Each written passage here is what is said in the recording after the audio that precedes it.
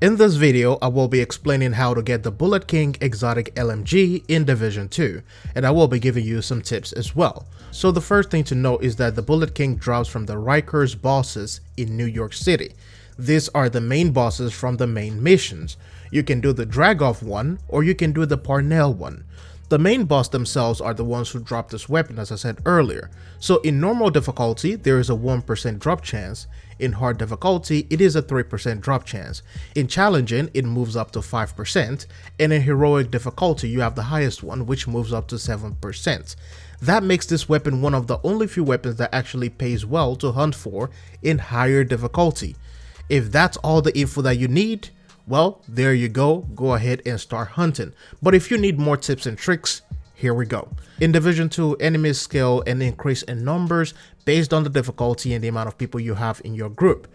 With more people you have in your team, you could see some crazy influx of enemy AI just running from right to left. So even when playing on higher difficulty, limiting your squad to 2 or 3 people is going to be that sweet spot. Once you go into 4, things start getting a little bit crazy. I would even suggest just stick to you and your other friend, and that's basically it. Now, in terms of difficulty, I will suggest that everyone stick to challenging difficulty and hard difficulty. Unless you are running with a coordinated team of DPS, skills, and healers, that difficulty setting will be the sweet spot for you as well. The reason for this is because of the checkpoint issue and the rogue agent. On heroic difficulty, checkpoint is at the boss room, so this means that if the whole team gets wiped out just right outside the door of the boss room, you will have to start over from the very beginning of that mission. That could also cause some raging moments as you watch your teammates who lack patience go up front and get killed while standing in the face of an enemy. That is, of course, something that has happened to me several times before. Now, the second part is going to be the rogue agents that can spawn at any time during these missions, and they have a higher spawn rate when you're looking at heroic missions. These agents sometimes have equal health to that of the main boss, sometimes even tougher than the main boss if you look at them and the way they use their abilities.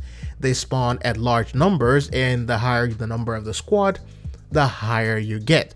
So a full squad can spawn 5 or 6 rogue agents, and this is why you must consider the size of each squad and the difficulty that you play on.